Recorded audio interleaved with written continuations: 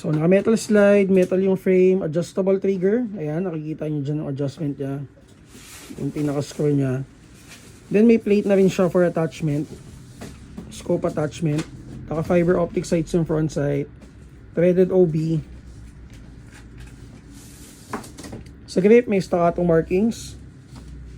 May magwell na rin siya in base pad. So, nagpasama din si Bossing ng steel parts. Ayan. So, yung high-end version nito ang naka-steel parts. Ang price no, nasa 9,300. Ito yata nasa 6,300 yata to. Nakalimutan ko guys, sorry. Hindi ko pa kabisado yung pricing ng ano, Army Armament. Check nyo na lang sa Google Drive natin. Okay, kung na check. 381 362.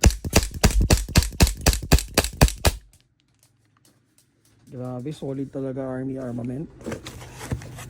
Solid yung mga staccato.